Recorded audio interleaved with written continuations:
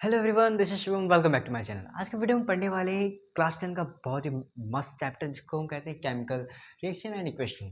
ये केमिस्ट्री का चैप्टर है और इससे बहुत बच्चे डरते हैं। क्यों? क्योंकि केमिस्ट्री का आता है, इसमें हम कई सारे फॉर्मूले याद करने पड़ते हैं, कई सारी थ्योरी याद करनी पड़ती है।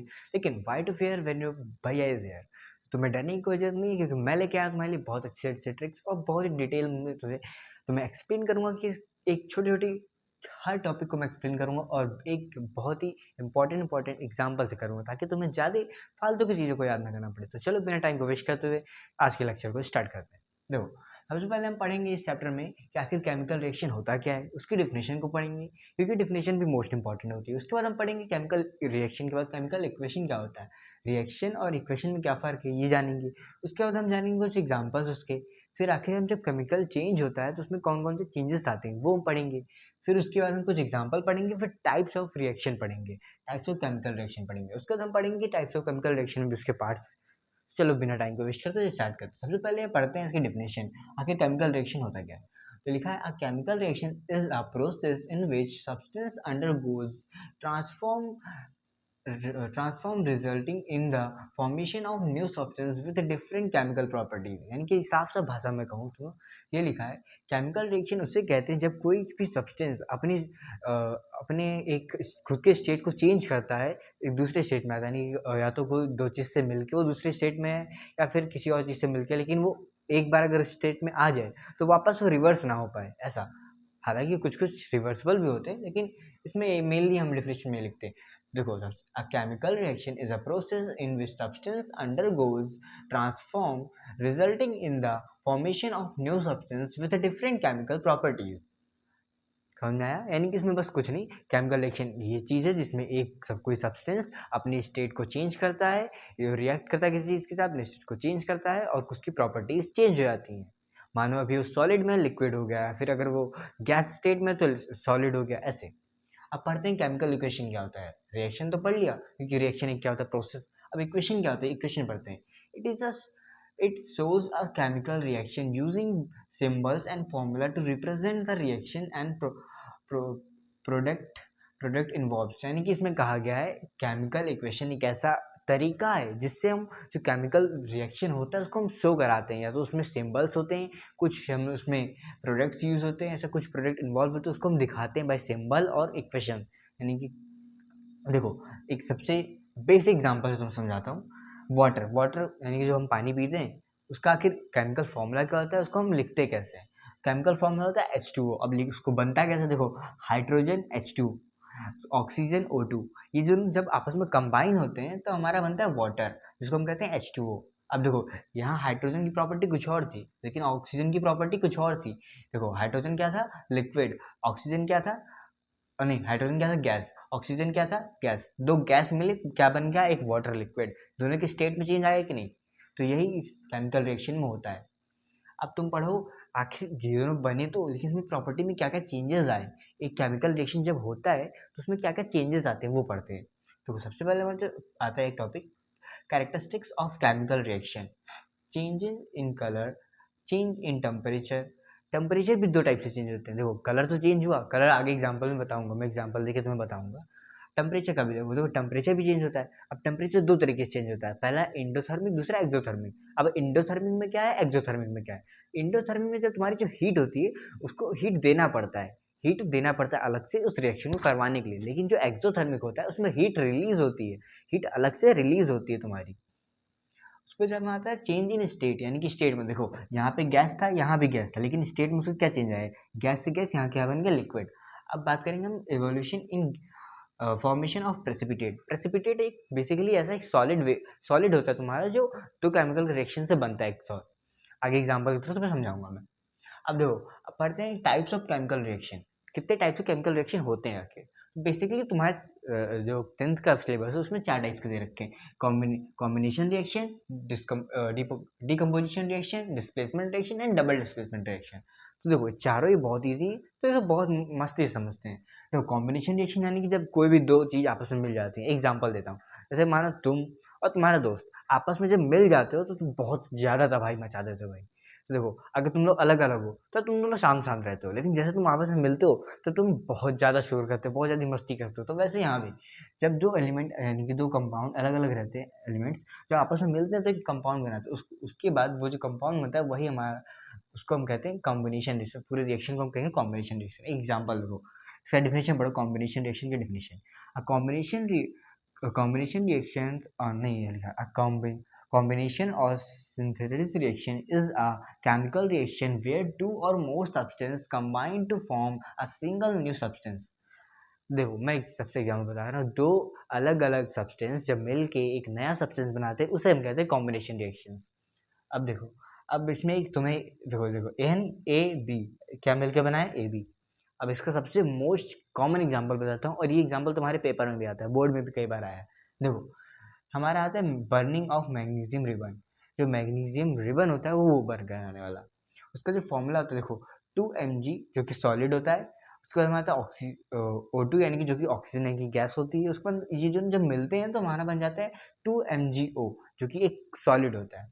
अब देखो इसमें तुम्हें एक चीज़ याद रखना है, जो हमारा मैग्नीशियम रिबन होता है वो बहुत ज़्यादा रिएक्टिव होता है, तो जो बाहर रखा रहता है वो ऑक्सीजन के साथ रिएक्ट करके मैग्नीशियम ऑक्साइड बना लेता है। तो तुम्हें जब भी उसे बर्न करना होता है तुम्हें उसको एक बार रब करना पड़ता है सैंड पेपर से। रब करने के बाद जो तुम्हारा ऑक्साइड होता है वो नीचे गिर जाता है।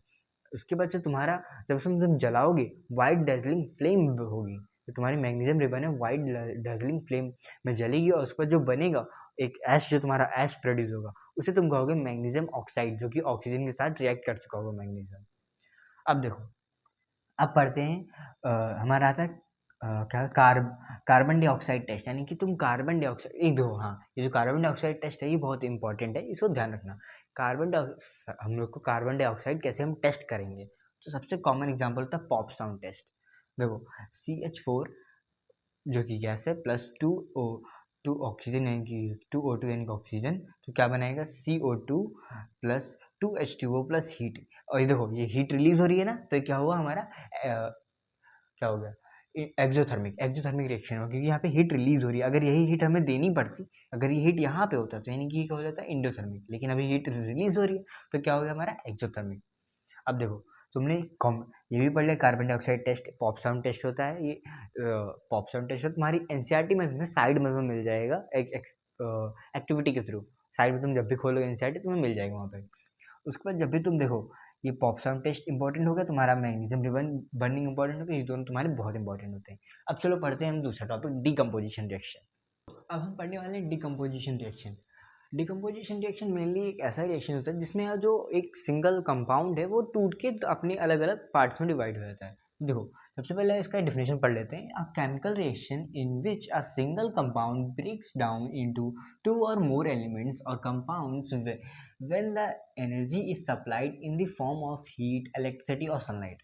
इसमें कहा जा रहा है बेसिकली जो हमारा डिकम्पोजिशन रिएक्शन है वो एक ऐसा रिएक्शन है जिसमें हमारा जो एक सिंगल कंपाउंड है वो टूट जाता है अपने अलग अलग कंपाउंड या फिर जो भी सब्सटेंस से मिलकर बना होता है। कब, जब हम उसे एक एनर्जी प्रोवाइड करते हैं अलग से, इन फॉर्म एक कैसे फॉर्म में, जैसे हीट के फॉर्म में उसे एनर्जी प्रोवाइड कर रहे हैं, या फिर हम उसे सनलाइट के फॉर्म में एनर्जी प्रोवाइड कर रहे हैं, या फिर हम उसे इलेक्ट्रिसिटी के फॉर्म में एनर्जी प्रोवाइड कर रहे हैं। तब वो अपने एक सिंगल जो कंपाउंड होता है वो टूट जाता है अपने अलग अलग कंपाउंड या फिर सब्सटेंस में। अब उसके बाद हम एक सबसे पहले इसको समझ लो, जैसे मान लो अगर तुम हो और या फिर तुम और वो एक साथ है। अब अगर तुम और वो अलग हो गए तो ब्रेकअप हो गया, तो मान लो क्या हुआ, वही तो हुआ, तुम एक साथ थे एक थे अब अलग अलग हो गए, डिकम्पोजिशन रिएक्शन। अब देखो ये तो हो गई फालतू बात, अब मेन टॉपिक पढ़ते हैं। अब देखो types of decomposition reaction. Decomposition reaction के भी पार्ट्स होते हैं, कौन कौन से पार्ट्स, पहला थर्मल, दूसरा इलेक्ट्रिसिटी, तीसरा फोटोलिटिक डिकम्पोजिशन। जो थर्मल डिकम्पोजिशन है इसमें क्या होता है बेसिकली, जो हमारी जो रिएक्शन होती है, जो हमारे जो कंपाउंड होता है वो टूटता है एक हीट की मदद से, यानी कि आग की मदद से। जब हम उसको हीट करते हैं ना तो उसकी मदद से जो भी रिएक्शन होता है टूटता है डिकम्पोजिशन रिएक्शन में, उसे हम कहते हैं थर्मल डिकम्पोजिशन। और जब हमारे इलेक्ट्रिसिटी की मदद से कोई भी कंपाउंड टूटता है तो उसे हम कहते हैं इलेक्ट्रोलाइटिक डिकम्पोजिशन रिएक्शन। जब भी हमारा कोई भी कंपाउंड फोटोलिटिक यानी कि सनलाइट की मदद से टूटता है तो उसे हम कहते हैं फोटोलिटिक डिकम्पोजिशन रिएक्शन। चलो एक हम इसके सारे एग्जाम्पल पढ़ लेते हैं। Thermal Dick thermal decomposition reaction में सबसे पहला जो हमारा एग्जांपल आता है वो होता है CaCO3, जो कि सॉलिड है। वो जो तुम्हारे ऊपर डेल्टा का साइन दिख रहा है ना, ये एक ऐसा साइन होता है जिसमें हम हीट प्रोवाइड करा रहे होते हैं। और देखो, अगर हीट प्रोवाइड करा रहे हैं तो क्या हुआ, ये एक्सोथर्मिक रिएक्शन हुआ। एक्सोथर्मिक हुआ ना? नहीं, एंडोथर्मिक हुआ। क्यों? क्योंकि देखो, इसमें हीट हम दे रहे हैं, उसको उसके अंदर में हीट देना पड़ रहा है, वो हीट प्रोड्यूस नहीं कर रहा है। तो कहीं कहीं हीट निकल बाहर निकलता तो हमें नहीं दिख रहा है, हमें अलग से हीट देना पड़ रहा है उसको तोड़ने के लिए। तो क्या हुआ, ये एंडोथर्मिक रिएक्शन। अब देखो, CaCO3 ये क्या है, सॉलिड। अब ये जब हीट पाएगा तो टूट जाएगा अपने दो कंपाउंड सब्सटेंस में। पहला क्या आएगा, CaCO और CaCO2, ये अलग अलग कंपाउंड टूटा। उसमें हमें आता है FeSO4 टू FeSO4। देखो, इस सारे जो भी मैंने लिखा है ना केमिकल रिएक्शन, ये सारे बैलेंस्ड है। बैलेंसिंग करना तुम्हें मैं आगे बताऊंगा। सबसे पहले हम एग्जाम्पल पढ़ लेते हैं। 2FeSO4, जो हमारा फेरस सल्फ यानी कि जो हमारा आयरन सल्फेट है, वो कैसे टूटता है, Fe2O3। Fe2O3 में टूटता है, जो कि एक क्या होता है, हमारा सॉलिड है। उस पर SO2 जो कि एक गैस है, उस पर SO2 SO3 होना चाहिए, SO2 और SO3 में टूटता है, जो कि हमारा गैस है। अब देखो, उसमें आता है लेड नाइट्रेट, PbNO3 का होल ट्वाइस, 2 PbNO3 का होल है। इसको हम कैसे तोड़ेंगे, इसको हम तोड़ने के लिए सबसे पहले देखो, हमारा आएगा 2 PbO यानी कि लेड ऑक्साइड। उस पर हमारा आता है 4NO2 यानी कि NO2 मतलब वही नाइट्रोजन ऑक्साइड। अब उसके बाद हमारा आता है O2। उसके बाद हमारा आता है इलेक्ट्रिसिटी। इलेक्ट्रिसिटी की मदद से जो हमारा डिकम्पोजिशन रिएक्शन होता है, उसे हम कहते हैं इलेक्ट्रोलिटिक डिकम्पोजिशन। इसमें हमारा सबसे मेन और सबसे इम्पॉर्टेंट जो हमारा एग्जाम्पल आता है, रिएक्शन आती है, वो होता है वाटर का। हमारा जो 2H2O है यानी कि जो हमारा वाटर है, वो कैसे टूटता है। वो देखो, सबसे पहले वो टूटता है हाइड्रोजन के फॉर्म में 2H2O, उसमें हमारा आता है ऑक्सीजन के फॉर्म में टूटता है। अब देखो, इसकी जो वॉल्यूम और मास का जो रेशियो है, वॉल्यूम मास रेशियो है, वो देखो तुम्हारे एग्जाम में आता है, जिसको जो कि है 2:1। वॉल्यूम मास रेशियो हमारा क्या है, वाटर का 2:1। ये इंपॉर्टेंट है, तुम्हारे क्या बोलते हैं, बोर्ड में भी आता है। सारे जो एग्जाम्पल मैंने लिखे ना, ये तुम्हारे बोर्ड में भी आता है और तुम्हारे स्कूल एग्जाम में तो आता ही आता है। ये पूरे सारे स्कूल एग्जाम में तुम्हारे आएंगे ही आएंगे, और बोर्ड एग्जाम में इनमें से ही तुम्हारे एक दो आते हैं इनमें से। अब तुम पढ़ो photolytic decomposition. Photolytic decomposition reaction मतलब बेसिकली उसमें सनलाइट इन्वॉल्व होता है तुम्हें हीट देने के लिए, जिससे तुम्हारी जो कंपाउंड टूटता है। सबसे पहले इसमें आता है हमारा AgCl, यानी कि हमारा क्या होता है, AgCl जो है वो टूटता है इसमें हमारा Ag और Cl। इसमें देखो, AgCl हमारा क्या होता है, वाइट, और उसके बाद जो हमारा Ag होता है वो होता है ग्रे। AgCl यानी कि सिल्वर क्लोराइड। सिल्वर क्लोराइड हमारा क्या होता है, वाइट कलर का होता है। जब उसमें सनलाइट पड़ता है तो तुम्हारा जो जो Ag होता है सिल्वर, वो रह जाता है, क्लोराइड उड़ जाता है, तो सिल्वर का कलर ग्रे होता है। और उसमें हमारा आता है AgBr, यानी कि जो हमारा 2AgBr, जो हमारा क्या है, सिल्वर ब्रोमाइड। सिल्वर ब्रोमाइड जो है, उस पर जब सन की रेस लाइट पड़ती है तो वो टूट जाता है। देखो, AgBr, यानी कि इसमें भी हमारा ये यहाँ पे क्या होता है, यहाँ पे हमारा हो जाता है ग्रे। पर यहाँ पे हमारा जो Br जो है, ये हमारा उड़ जाता है गैस के फॉर्म में। अब देखो, वो जो तुम्हें आगे गैस हो नहीं रहा था चेंज, क्या बोलते हैं, हमारा कैरेक्टरिस्टिक्स, जो हमारी केमिकल की कैरेक्टरिस्टिक्स हो रही थी, जिसमें हमारा चेंज हो रहा था, उसमें तो हमारा गैस भी आ रहा था ना, कि इवोल्यूशन ऑफ गैस। तो यहाँ पे वो आ रहा है इवोल्यूशन ऑफ गैस, यहाँ पे हो रहा है, यहाँ भी हो रहा है इवोल्यूशन ऑफ गैस, यहाँ भी इवोल्यूशन ऑफ गैस हो रहा है, ये भी इवोल्यूशन ऑफ गैस, यहाँ पे भी देखो, ये भी देखो, ये भी देखो। तो वही, वो सारे चेंजेस देखो तुम्हें देखने को मिल रहे होंगे इसमें। अब हम पढ़ेंगे नेक्स्ट, जो कि हमारा आता है क्या, डिस्प्लेसमेंट रिएक्शन। तो अब हम पढ़ने वाले डिस्प्लेसमेंट रिएक्शन। डिस्प्लेसमेंट रिएक्शन में मेनली जो हमारा होता है डिस्प्लेसमेंट रिएक्शन, एक जो हमारा पार्टिकल होता है वो दूसरे पार्टिकल को छोड़ के हमारे दूसरे पार्टिकल के पास से आता है। मैं देखो डिफिनेशन पढ़ देता हूँ पहले। लिखा है, अ chemical reaction in which more active or reactive element displays a less reactive or reactive elements form its compound, यानी कि जो ज़्यादा ताकतवर होता है वो कम ताकतवर को हटा के उसकी जगह ले लेता है, इसमें ये कहा गया। अब देखो, एक बेस्ट एग्जांपल देता हूँ। मान लो जैसे तुम हो और तुम्हारे कोई दोस्त है। अब अगर तुमसे ज़्यादा कोई स्मार्ट हैंडसम अगर कोई आ जाए तो तुम्हें डिस्प्लेस कर देगा ना, वो तुम्हें डिस्प्लेस करके तुम्हारी जगह ले लेगा तुम्हारे दोस्तों में। तो वैसे भी यहाँ देखो, ए जो पार्टिकल है वो कोई अलग है, बी सी एक साथ थे। ए आया अलग से, वो ज़्यादा रिएक्टिव था, वो ज़्यादा स्मार्ट मतलब ज़्यादा इफेक्टिव था। उसने क्या किया, उसने क्या किया, यहाँ से सी को हटा दिया, सी की जगह ले ली उसने, तो क्या बन जाएगा, बी ए बन गया। उसने क्या किया, सी को हटा दिया, यानी कि उसने तुम्हें हटा दिया। उसने ए, जो ए था कोई और, वो उसने तुम्हारी जगह ले ली और उसने तुम्हें हटा दिया। वो ज़्यादा ताकतवर था, वैसे ही। अब देखो, अब आता है रिएक्टिविटी सीरीज, तो तुम्हें कैसे हटा पाएगी क्योंकि उसमें ज़्यादा ताकतवर थी, अगर उसके पास कम ताकतवर तुम्हें हटा पाता, नहीं ना। तो वैसे आखिर रिएक्टिविटी सीरीज से हम पता करते हैं कि कौन सा एलिमेंट ज़्यादा ताकतवर है, कौन सा कम ताकतवर है। देखो, पहले आता है हमारे सबसे पहले नंबर पर सबसे हाई रिएक्टिव आता है पोटेशियम, उसके बाद आता है सोडियम, उसके बाद आता है कैल्शियम, उसके बाद आता है मैग्नीशियम, उसके बाद aluminium, zinc, iron, lead, hydrogen, copper, क्या बोलते हैं, मरकरी, सिल्वर, गोल्ड। इसको याद करने की सिंपल ट्रिक है, कटरीना ने कार मांगी अल्टो देन फरारी, फिर भी हाई क्यों, फिर भी हाई क्यों मिली सिल्वर ऑडी, फिर भी हाई क्यों मिली सिल्वर ऑडी। ये ट्रिक तुम्हारे पीके भैया की है, मतलब ये ट्रिक तुम्हारे पीके भैया प्रशांत भैया की ये ट्रिक, उन्होंने मुझे जो पढ़ाया था मैं तुम्हें पढ़ा रहा हूँ। देखो फिर से एक बार रिवाइज करते हैं, कटरीना ने कार मांगी अल्टो देन फरारी, फिर भी हाई क्यों उसको मिली सिल्वर ऑडी। यानी कि देखो, के मतलब पोटेशियम, एन मतलब सोडियम, सी ए मतलब कैल्शियम, एम जी मतलब मैग्नीशियम, ए एल मतलब एल्यूमिनियम, जेड मतलब जिंक, एफ मतलब आयरन, पी मतलब लेड, एच मतलब हाइड्रोजन, सी यू मतलब कॉपर, एच जी मतलब मरकरी, ए जी मतलब सिल्वर, ए यू मतलब गोल्ड। तुम्हारी ये लाइन से रिएक्टिविटी सीरीज है। सबसे नीचे जो आता है वो बहुत लेस रिएक्टिव होता है, सबसे ऊपर जो आता है वो बहुत हाई रिएक्टिव होता है। अब देखो, अब तुम्हें कुछ एग्जांपल बताता हूँ डिस्प्लेसमेंट रिएक्शन का। सबसे पहला एग्जांपल आता है Fe प्लस CuSO4। जो हमारा Fe था वो हाई रिएक्टिव था Cu यानी कि कॉपर के कंपेरिजन। देखो हमारा Fe नीचे जो हमारा Fe है वो ऊपर आ रहा है और Cu नीचे आ रहा है, तो यानी कि जो हमारा Fe ज़्यादा रिएक्टिव है वो क्या करेगा, Cu को हटा देगा, तो बन जाएगा FeSO4 प्लस Cu अकेले हो गया। अब Pb और CuSO4, Pb यानी कि लेड प्लस कॉपर क्लोराइड। अब देखो Cu फिर नीचे आ रहा है और Pb तुम्हारा ऊपर आ रहा है, अभी भी क्या करेगा, तुम्हारा लेड है वो कॉपर को डिस्प्लेस कर देगा, तो क्या बनेगा PbCl2 प्लस Cu। तुम्हारा देखो Zn जिंक आ रहा है, जिंक तुम्हारा और ऊपर, तो यानी कि जिंक भी डिस्प्लेस कर देगा Cu को। जब जिंक तुम्हारा डिस्प्लेस कर देगा Cu को, तुम्हारा क्या बन जाएगा ZnSO4 प्लस Cu। अब तुम्हारा ये तो हो गया सिंगल डिस्प्लेसमेंट हुआ, यानी कि इसमें एक पार्ट ए हो, इसमें तुम्हारा एक ही इस साइड से इस साइड आ रहा था ना, एक ही डिस्प्लेस कर रहा था।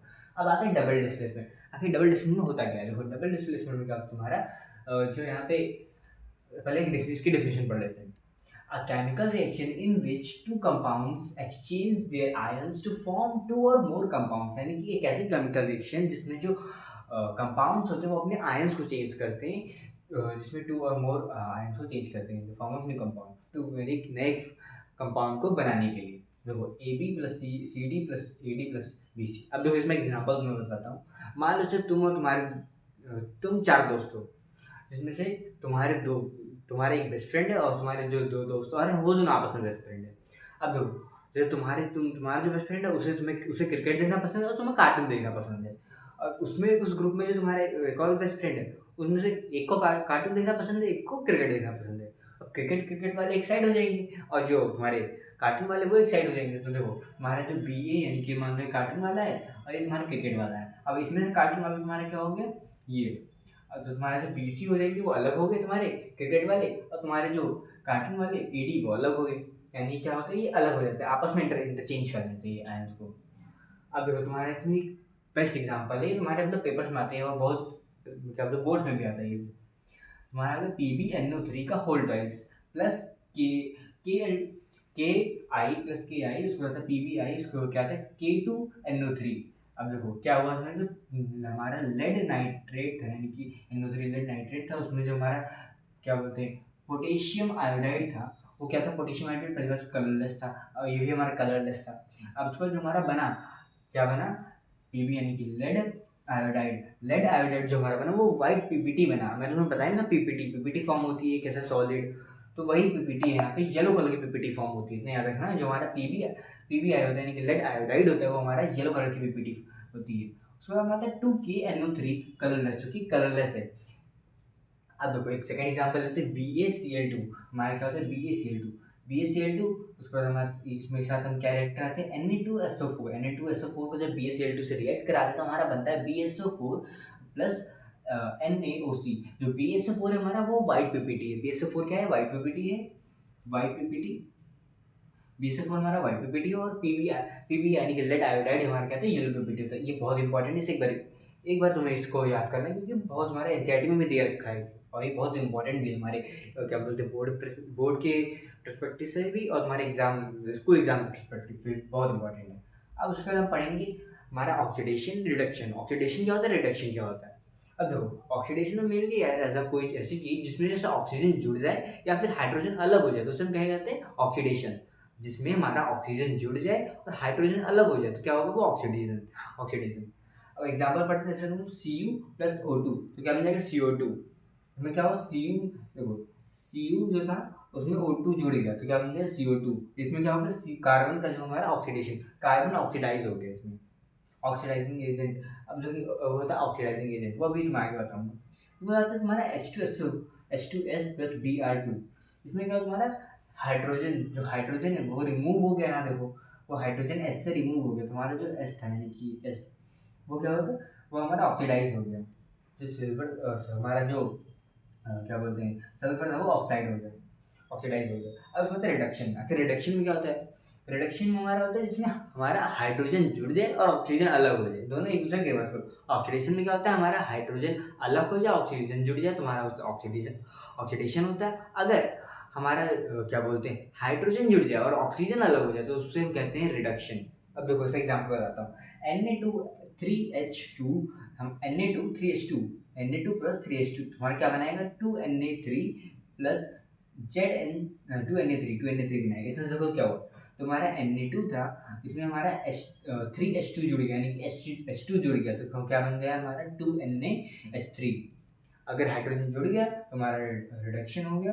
उसमें हमारा आता है ZnO+C। ZnO+C क्या होता है, ZnO+C में क्या होगा, क्या हमारा ZnO इसमें कार्बन, कार्बन ऑक्सीजन हट गया। यहाँ देखो ऑक्सीजन, क्या बोलते हैं ऑक्सीजन यहाँ से Zn के पास ना, ये ऑक्सीजन हट गया तो हमारा जो Zn था ये रिडक्शन हो गया इसमें, क्योंकि इसमें क्या होगा, हाइड्रोजन अलग हो गया तो हमारा ये रिडक्शन क्या लगेगा, या तो हाइड्रोजन अलग हो, नहीं या तो ऑक्सीजन अलग हो, सॉरी सॉरी, या तो ऑक्सीजन अलग हो या फिर हाइड्रोजन जुड़ जाए तो हमारा होता है रिडक्शन। अगर ऑक्सीडेशन में हमारा क्या होता है, ऑक्सीजन जुड़ जाए और हाइड्रोजन अलग हो जाए तो क्या होता है, ऑक्सीडेशन। आई थिंक समझ में आया हो। जो रिडक्ट, अब आता है रिडॉक्स। रिडॉक्स क्या होता है, रिडॉक्स इन दोनों का कॉम्बिनेशन होता है। इसमें क्या होता है, दोनों ये अलग अलग जो प्रोसेस हो रहे थे ना यहाँ पे, ये दोनों प्रोसेस एक साथ होते हैं। कैसे, देखो ZnO+C, ZnO+C, देखो Zn+CO, यानी कि इसमें ऑक्सीजन यहाँ से तो हट गया लेकिन यहाँ C पे जुड़ गया ना, तो यहाँ से हटा, ये क्या हो जाएगा हमारा रिडक्शन। क्योंकि अब क्या होता है, ऑक्सीजन हटेगा तो उसमें हम रिडक्शन कहेंगे। लेकिन अगर ऑक्सीजन सी में जुड़ जा रहा है ना, क्योंकि यहाँ तो था नहीं, अब यहाँ जुड़ गया तो इसका ऑक्सीडेशन हो गया, क्योंकि इसके पास ऑक्सीजन था नहीं अब आ गया, तो क्या होगा, ऑक्सीडेशन। ये दोनों प्रोसेस एक साथ होती है, इसमें कहते हैं रिडॉक्स। अब देखो, अब उसके बाद हमारा आता है कोरोजन और रेंसिडिटी। कोरोजन बेसिकली एक ऐसा चीज होता है इसमें तुम्हारा आयरन जो होते हैं, आयरन उसमें पानी की वजह से, ऐसा मॉइस्चर की वजह से, एयर मॉइस्चर सब की वजह से क्या बोलते हैं, जंग लगने लगती है। तुमने देखा होगा जो तुम्हारे जो लोहे होते हैं, लोहे के जितने भी सामान होते हैं उसमें कुछ टाइम बाद जब वो भीगते हैं या फिर ठंडे जगह पर रखे रहते हैं, नमी होती है उसके आसपास, तो उसमें जंग लगना स्टार्ट होती है ब्राउन कलर का। अब उसमें तुम प्रिवेंट कैसे करते हो, तुम्हारे गेट होते हैं, तुम्हारे जो घर के गेट होते हैं लोहे के, उसमें तुम क्या करते हो, पेंटिंग कराते हो टाइम टू टाइम, ताकि उसमें जंग ना लगे, शाइन शाइन उसमें रहे, जंग ना लगे, गेट खराब ना हो। तो उसमें सबसे उसका जो हमारा प्रिवेंट होता है कोरोजन का, बेसिकली तुम्हारे एग्जाम में प्रिवेंट ही पूछे जाते हैं, कोरोजन के प्रिवेंट क्या होते हैं, आखिर हम इससे बचेंगे कैसे। पेंटिंग हो गया तुम्हारा, तुम्हारे इसके बाद क्या बोलते हैं ऑयलिंग हो गया, ग्रीसिंग हो गया, ये सब चीज़ों से तुम कोरोजन यानी कि जंग लगने से बच सकते हो। अब उसके बाद हमारा आता है रेंसिडिटी। रेंसिडिटी क्या होता है, रेंसिडिटी बेसिकली फूड में होता है। फूड, जब तुम्हारा फूड ऑक्सीडाइज हो जाता है, खराब होने लगता है, तो तुम्हारे पैकेज फूड होते हैं उसमें जब खोल के रख देते हो तो जल्दी खराब हो जाते हैं। क्यों, क्योंकि वो ऑक्सीजन से रिएक्ट कर लेते हैं और अपने आप को आस्ते आस्ते डिकम्पोज करने लगते हैं। तो देखो उसमें क्या होता है, तुम्हारा बहुत ज़्यादा जो फूड होते हैं वो ऑक्सीजन से रिएक्ट कर लेते हैं, उसमें बैड स्मेल आने लगती है, क्या बोलते हैं टेस्ट बेकार हो जाता है उसका। तो इससे तुम्हारा तो और रिडक्शन डेंसिटी का सर एग्जांपल हो गया। अब इससे तुम प्रिवेंट कैसे करोगे, इसमें भी प्रिवेंट, इन दोनों में क्या होता है, बेसिकली प्रिवेंट पूछे जाते हैं। जो डेंसिटी में प्रिवेंट करने के लिए तुम्हें क्या करना पड़ता है, तो क्या बोलते हैं एयर टाइट कंटेनर यूज़ करना चाहिए, एयर टाइट कंटेनर यूज़ करना चाहिए। तो हाइड्रोजन पैकिंग, यानी कि जो कुछ पैकेट होते हैं ना उसमें हाइड्रोजन भरा होता है अंदर, वो हाइड्रोजन हाइड्रोजन गैस को यूज़ करना चाहिए तुम पैक करते वक्त। तो ऐसे ऐसे ऐसे एग्जाम्पल होते हैं। तुमने बेसिकली देखो सारे जो मेन मेन मैंने जितने भी एग्जाम्पल लिखे, सारे एग्जाम्पल मेन है, कोई भी एग्जाम्पल ऐसा नहीं फालतू नहीं लिखा, सारे एग्जाम्पल मेन है। तुम एक बार सारे एग्जाम्पल को पढ़ना, और शायद मैंने इसका पीडीएफ हमारा टेलीग्राम चैनल पे मेरे पड़ जाता है, लिंक डिस्क्रिप्शन में है, आप वहाँ से जाके ज्वाइन कर सकते हो अगर तुम्हें इसके ऊपर पढ़ना भी हो तो। मैं इसकी फ़ोटो खींच के टेलीग्राम चैनल पे डाल देता हूँ। आई होप तुम्हें ये वीडियो इन्फॉर्मेटिव लगी हो, थोड़ा सा भी तुम्हें अगर इसमें इन्फॉर्मेटिव कुछ भी अगर तुम्हें समझ में आया हो, अगर नहीं समझ में आया तो तुम कमेंट करो, मैं तुम्हें उसका आंसर दूंगा और समझाने की कोशिश करूँगा तुम्हें। अगर वीडियो अच्छी लगी तो वीडियो को लाइक करो और चैनल को सब्सक्राइब करो, ऐसे ही अलग इंटरेस्टिंग तरीके से मैं पढ़ाने के लिए। मिलते हैं नेक्स्ट वीडियो में, तब तक के लिए बने रहो हमारे साथ और ऐसे ही पढ़ते रहो।